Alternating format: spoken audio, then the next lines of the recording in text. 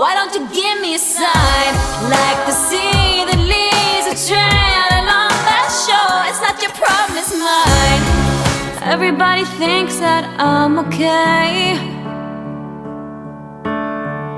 Sometimes I think I am too. I'm on the outside looking in. I'm waiting for the shockwaves to begin. Oh, won't you let me hold you for one time? Just a rainy day in a London cafe, a London cafe. So give me one last serenade. Say to me, or swear with me till the night turns into day. And it was a shame when daylight faded, because we didn't notice at all.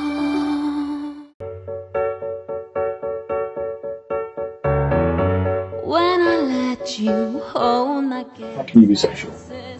The pension package isn't exactly lucrative. I want you to take care of an issue for me. Are you fucking drunk?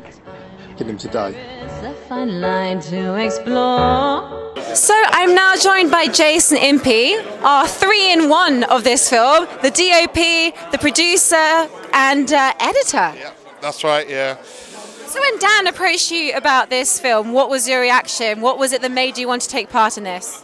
So I met Dan on a film shoot where he was acting, and he was doing a fun job actually, and I was the DOP of it.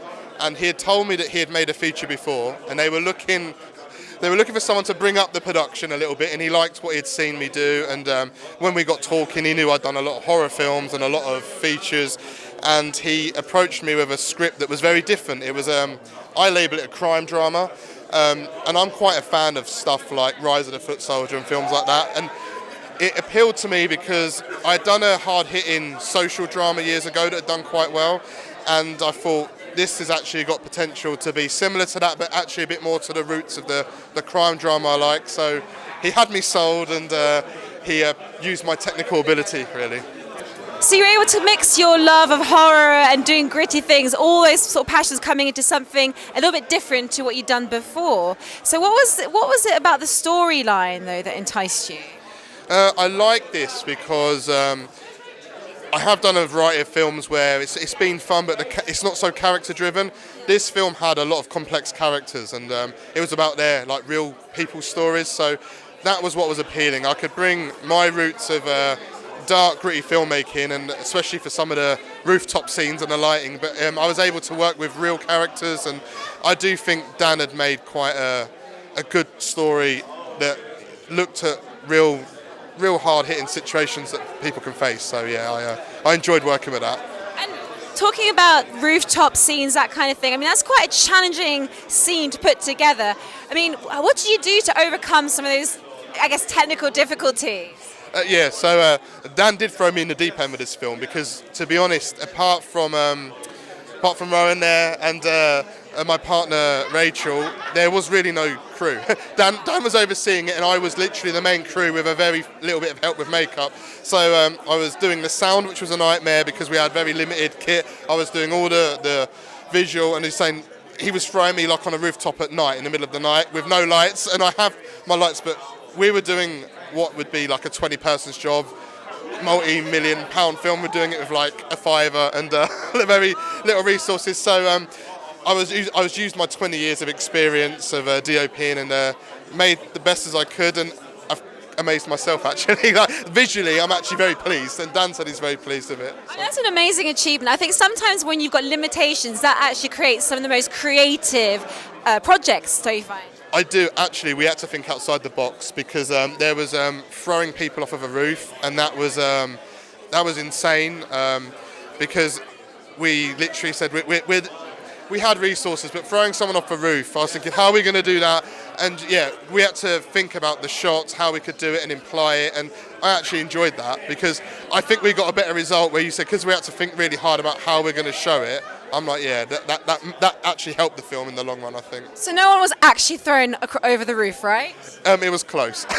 Oh my God! I will say my heart was sinking. We had Richard hanging off the roof on a chair, and it was very close.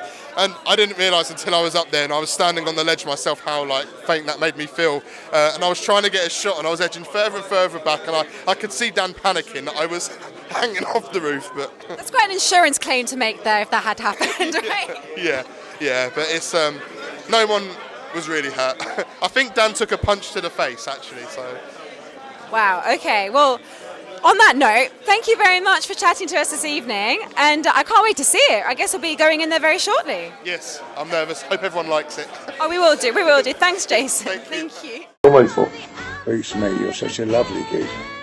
Waiting for the shockwaves to begin. Oh, won't you let me hold you?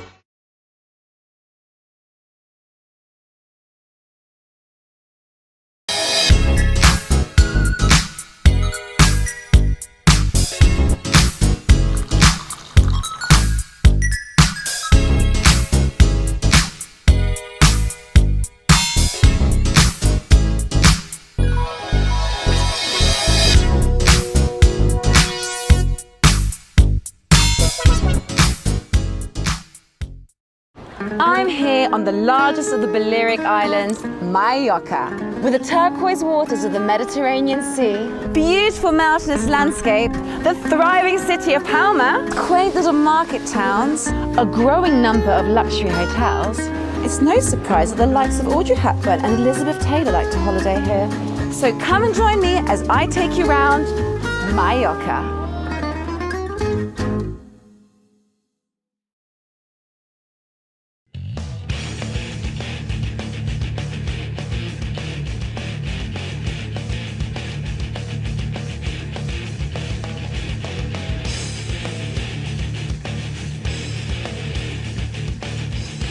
Thank you for watching The Fan Carpet. If you like this video, be sure to click that thumbs up button at the bottom of your screen. And also be sure to subscribe to the Fan Carpet YouTube channels. They're absolutely free and so much fun too. Be sure to check out the official website, thefancarpet.com. Also, you can follow us on Facebook, Twitter, and Instagram to stay up to date with reviews, competitions, the latest news, and so much more.